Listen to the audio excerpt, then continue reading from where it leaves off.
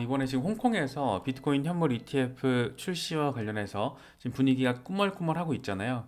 지금 삼성자산운용 같은 경우에는 이미 비트코인 선물 ETF를 홍콩 시장에서 출시를 해서 지금 거래 제공을 하고 있는데 오늘 이런 얘기를 했더라고요.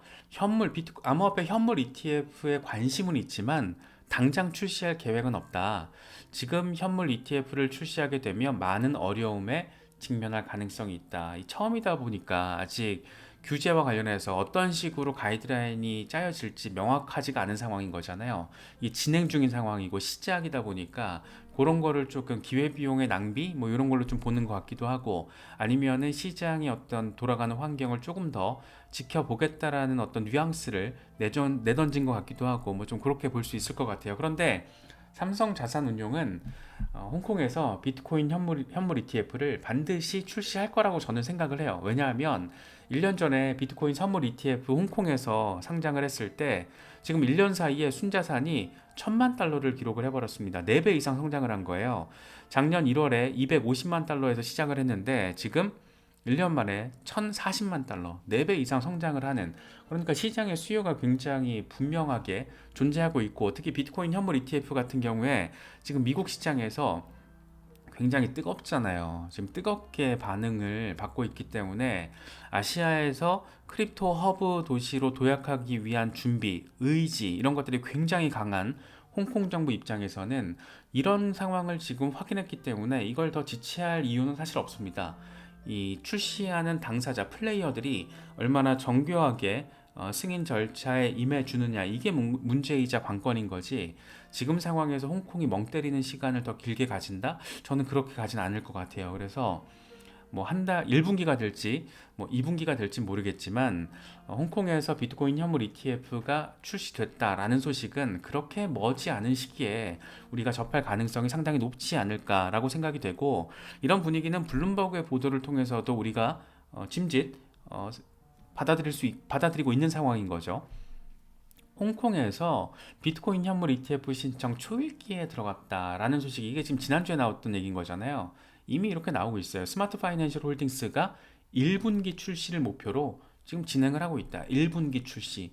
지금 1월이에요, 벌써. 그러니까 3월 달까지 출시가 될 수도 있다라는 얘기를 하고 있는 거고 정말 다행인 거는 비트코인 반감기가 4월이잖아요. 그러니까 홍콩 입장에서도 머리가 비어 있지 않는 이상, 문외가 아닌 이상은 반감기 전에 어떻게 해서든 시장을 조금 더 분위기를 조성하려는 역할, 그런 의지 충분하지 않을까 뭐 싶긴 합니다. 물론 이제 현물 ETF라는 게 암호화폐 현물 ETF라는 게 없던 게 지금 새로 생기는 거다 보니까 그 승인 과정이 굉장히 좀 예민하게 진행될 수는 있겠죠. 미국에서도 그랬던 것처럼 홍콩에서도 그럴 가능성 생각해 볼 수는 있는데 미국에서 이미 지금 안정적으로 돌아가고 있고 엄청 인기가 좋다라는 게 확인이 됐기 때문에 특히나 비트코인 선물 ETF가 지금 홍콩 시장에서 굉장히 의미 있는 성장세를 보여주고 있다라는 게 입증이 돼 버렸기 때문에 선물은 되는데 왜 현물은 안 되냐라는 게 미국 법원의 판단이었던 거잖아요.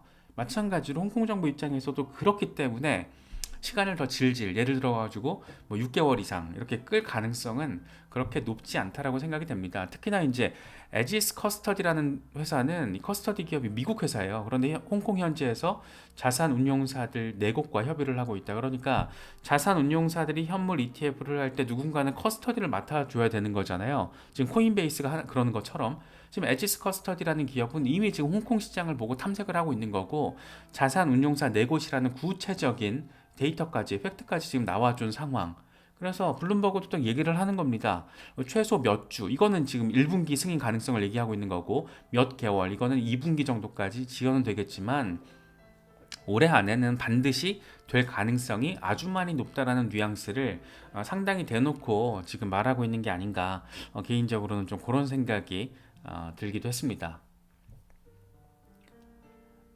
코인베이스 소송이 지금 굉장히 재밌죠. 굉장히 흥미진진하게 흘러가고 있는데 시작이 됐는데 이 블룸버그의 법률 애널리스트 엘리어 스타인이 이런 얘기를 합니다.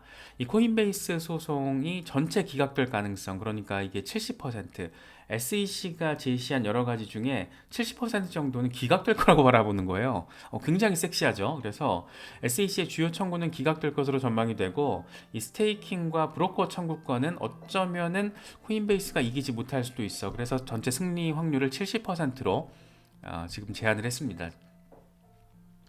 특히 이제 스테이킹 같은 경우가 약간 예민하잖아요. 스테이킹. 그런데 어쨌든 투자 계약을 제안해서 거래소가 스테이킹을 하세요라고 제안을 했고 돈이 들어왔고 스테이킹 이자가 제공이 됐고 그러니까 이게 투자 계약의 여지가 존재한다 이렇게 판단을 하는 거죠. 그래서 스테이킹 관련된 부분들은 SEC가 이길 수 있다라는 얘기를 하고 있습니다.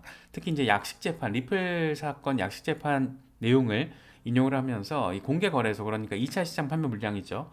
여기서 판매된 토큰은 하위 테스트에 딱 들어맞지 않는다라고 이제 이렇게 또 활용을 해주고 있습니다. 그러니까 지금 리플 사건도 그렇고 코인베이스 사건도 그렇고 굉장히 중요한 것은 이렇게 판례, 선례가 되는 거기 때문에 수많은 암호화폐 프로젝트와 관련해서 굉장히 의미 있는 선례, 판례가 될 수밖에 없습니다. 그래서 리플 소송 같은 경우에는 약식 재판 수준으로만 나와줘도 사실상 승소로 시장에서는 해석을 할 가능성이 높고 코인베이스 소송 같은 경우에도 지금 엘리어 스타인이 전망을 하는 것처럼 70% 정도의 확률로 코인베이스가 승소할 가능성 이것도 굉장히 의미가 있죠. 어쨌든 스테이킹이야. 오케이 스테이킹. 그런데 미등록 증권을 거래소 코인베이스가 판매를 했다는 건 다 까인다라는 거니까 이 정도만 나와줘도 거의 그 결이 리플 사건과 비슷해지는 겁니다.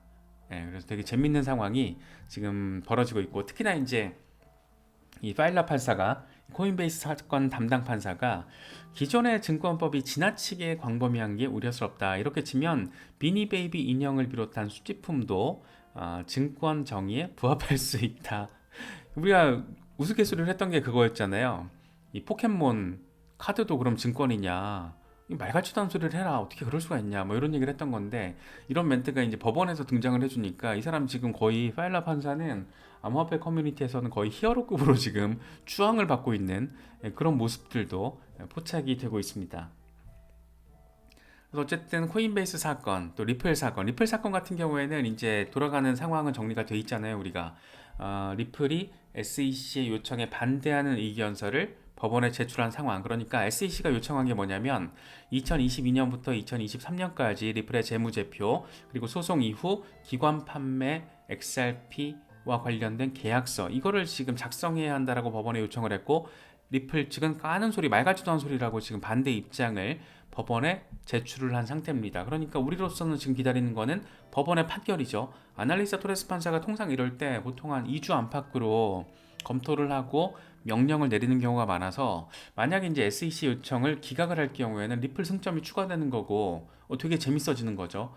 야 이씨 야 내가 판결을 했던 거는 그런 취지가 아니잖아 이렇게 이제 해석이 되는 거니까. 그런데 만약에 SEC 요청이 인용된다 그러니까 리플로 하여금 2022년부터 2023년까지 재무제표 그리고 소송 이후에 기관들에게 판매된 XRP와 관련된 계약서들 이런 거 제출해서 작성해서 공개해 이렇게 만약에 하게 될 경우에는 리플이 이제 까이는 거죠.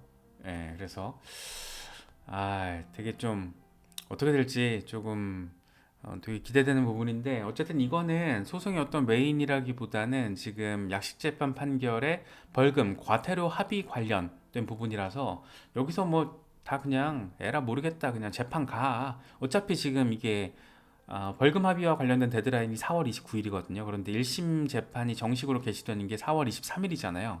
그러니까 사실 리플 입장에서는 몰라 그냥 급한가 1심 재판 봅시다 뭐 이렇게 할 수도 있는 거고 그래서 지금 약간 흥미진진한 상황이 리플 사건도 진행이 되고 있고 코인베이스 사건 같은 경우에도 일단 첫 번째 상황에서는 첫 번째 구두 변론에서는 재판부의 어떤 뉘앙스는 SEC보다는 코인베이스의 상당히 약간 우호적인 그런 뉘앙스들이 곳곳에서 포착이 됐다라는 거 그런 부분들 좀 생각을 하시면 좋을 것 같습니다. 알트코인 몇 개 얘기를 조금 짚어볼까 하는데 알트코인 셔르파가 이런 얘기를 해요. 지금 이 세이와 관련된 건데 세이가 지금 급등 이후에 조정을 받고 있습니다. 그런데 이건 12시간 차트에서 알트코인 셔르파가 이렇게 얘기를 해요. 0.5까지는 안 살 거야. 근데 0.5는 피보나치 0.5 회귀를 의미하는 거면서 동시에 가격도 그러니까 0.5까지는 이게 딱 0.5까지 되돌림을 하면은 피보나치 되돌림을 하면 지금 가격이 0.5가 된다는 거예요. 그래서 이럴 가능성이 있어서 난 그때까지 관심 없어. 이렇게 얘기를 하고 있는데 똑같은 종목인데 세이 이건 4시간 차트인데 에스트론스 같은 경우에는 1분기에 세이는 큰 성과를 보일 것으로 기대가 돼. 지금 돌파 지지 라인, 이 라인이 지금 0.6달러 위에서 지지 라인으로 굉장히 강력하게 작용을 해주고 있어서 1분기에 좋을 것 같은데 이런 얘기를 하는 거죠. 그래서 세이 같은 경우에는 저도 되게 관심 있게 지켜보는 종목인데 세이 홀더분들은 이런 부분들 조금 참고를 하시면 좋을 것 같고요. 도치코인 요즘에 좀 재밌었죠. 주말 거치면서 지금 1월 20일에 0.07달러였던 게 지금 0.09까지 갔다가 조정받는 상황이거든요. 이렇게 조금 크게 10% 이상 급등을 확인을 해줬습니다. 스탕머니 리잘드 같은 경우에는 도치코인이 진짜 큰 움직임 한번 지금 할 준비가 돼 있다라는 거를 딱 상황 보면은 돌파해서 지지 테스트 잘 하고 있네, 한번 가겠는데 뭐 이런 얘기 지금 하고 있는 거죠.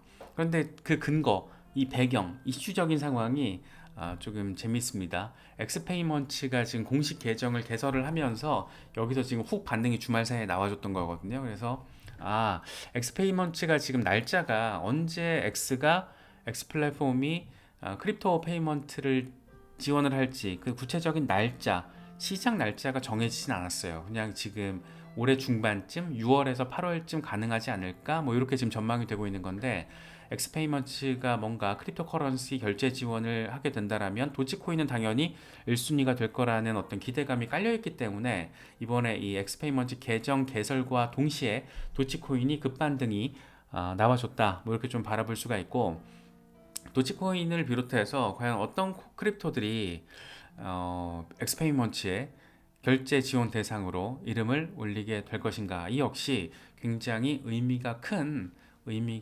이슈가 될 거라고 저는 조금 생각을 하고 있습니다. 애쉬 크립토가 이 사람 약간 나름 고래급이잖아요. 비트코인 877개인가 가지고 있는 사람인 거잖아요. 그래서 애쉬 크립토가 얼마 전에 자기가 가지고 있는 비트코인 877개를 콜드월렛에 이동을 시켰다 뭐 이렇게 공개를 하면서 고래급이었구나 라는 걸로 좀 놀라게 했었는데, 이 사람이 이런 얘기를 합니다.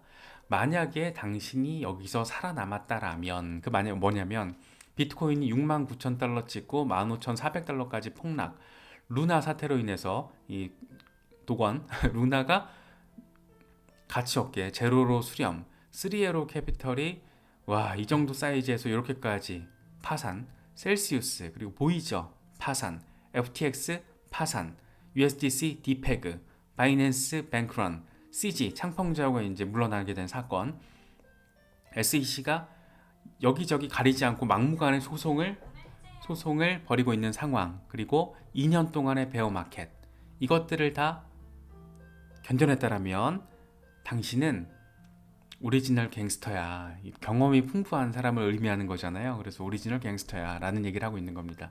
어떻게 보면은 우리가 지금 다 오지에 해당하는 거잖아요. 정말 어마어마한 그 약세장을 참 다 겪었던 기억이 납니다. 진짜 FTX 사태 터졌을 때 제가 참 올해 가을은 지랄도 풍년이라고 이러면서 그때 막 노래 서고 막 이랬잖아요. 예, 아빠는 계란 후라이, 엄마는 계란 토스트 후라이 막 이런 거 노래 서고 막 웃겨드리려고 정말 너무 짜증나가지고 그때 뭐 그랬던 기억도 나는데, 시간이 참 잘 갑니다.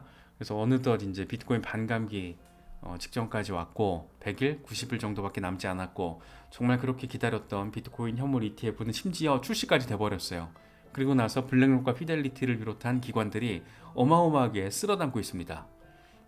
지금 블랙록이 쓸어담고 있는 속도가 만약에 계속 평균치로 유지가 된다면 30거래일 정도? 한 달에서 한 달 반 정도 지나면은 마이크로 스트래티지의 비트코인 현물 보유 물량을 뛰어넘을 수가 있어요. 그러니까 지금 되게 재밌는 상황이 되는 거거든요. 그래서 지금 약간 어떤 비트코인의 조정 양상이 단기적으로는 펼쳐질 수 있고 추가로 조금 더 하방 압력이 나올 수도 있지만, 이 모든 것들을 다 경험을 했고, 그래봤자 지금 이번에 비트코인이 49,000달러 찍고 그래봤자 20% 조정 온 거거든요. 이거 기억하시잖아요. 69,000달러에서 딱 정말 FTX 사태로 15,400달러 찍었을 때 그날, 진짜 그날 생각납니다. 그래서 이런 것들을 다 아주 잘 견뎌내신 분들이니까 지금 어떤 약간의 20% 정도의 조정 가지고 마음이 너무 흔들린다거나 뭐 주저주저하는 그런 상황은 전혀 경험할 필요가 없다. 그럴 이유가 없다. 우리는 오리지널 갱스터니까. 경험이 풍부한 오지다. 우리는 오지입니다. 아주 오진 사람들. 오리지널 갱스터.